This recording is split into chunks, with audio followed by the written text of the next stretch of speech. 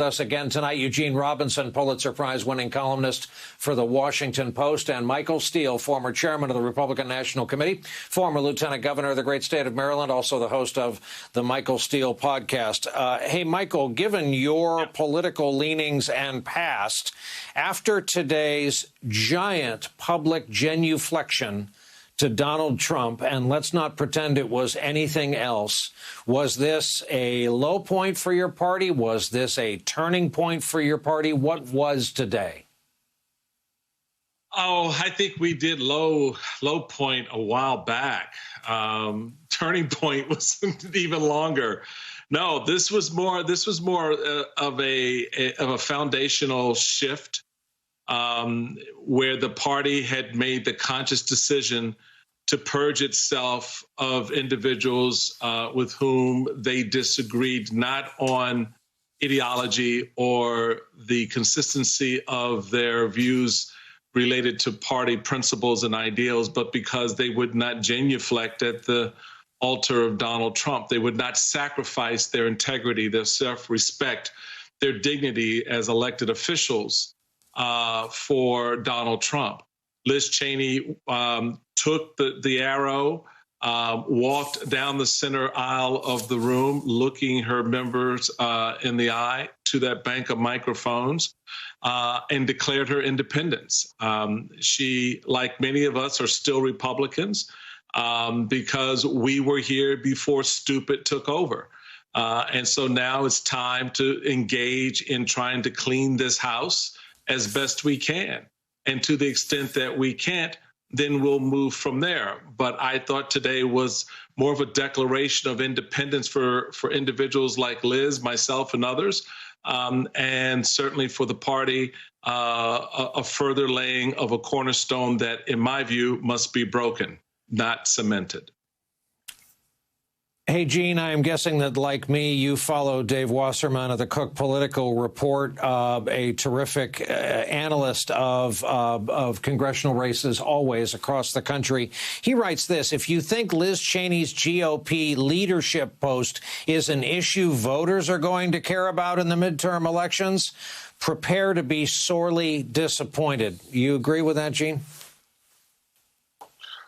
Well, I agree, but I think it's kind of a straw man. I mean, no, of course, voters aren't going to care about, who was the conference chair of the House Republican caucus, because nobody knows who it is, right? Normally, voters don't know about these sort of internal workings of in Washington, and of course they don't care about it.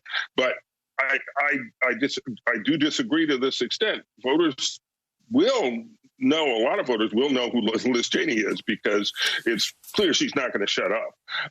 She's going to be, I think, Liz Cheney unplugged now, unchained, and to the extent that she has been hamstrung at all by having that leadership position, I think she will feel liberated, and I think she will speak out, and I think a lot of people will give her venues and megaphones with which to speak out. And the second thing is, while voters may not even know who she is, they certainly will know who Donald Trump is, and to the extent that the party in the next election aligns itself, to Trump himself, to this sort of Trump restoration, I think that runs the risk for the party of having the same effect that Trump had in those second and third ring suburbs in 2020, which is to turn them blue, to send them over to the Democrats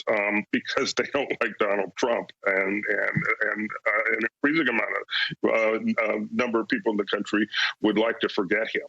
And so that's the risk the Republicans run electorally, I think. Michael, Eugene raised an interesting question as part of his answer there in talking about Liz Cheney. People heard her say she's going to do whatever she can to keep Donald Trump away from the Oval Office. Some people jumped immediately to the assumption that she'd be in the 2024 game. She may have to do that without her base in Congress. She will likely be primaried from the right back home in Wyoming. What does her leadership future look like to you?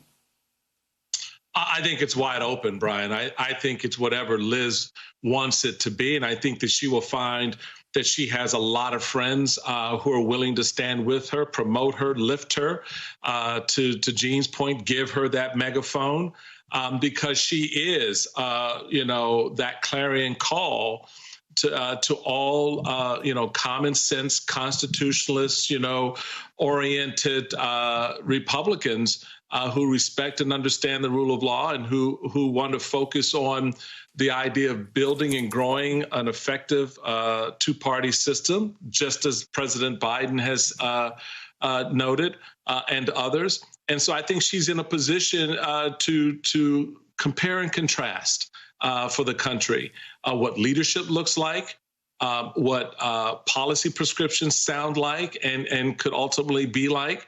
And that's going to be an interesting challenge. To Gene's point, how voters digest going into 2022. Absolutely, they don't give a rat's patootie about who's conference chair, but they do care about what the Republican Party has done to a woman in leadership and why they did it. And that's not lost on a lot of folks. Great point. Great point to end this segment.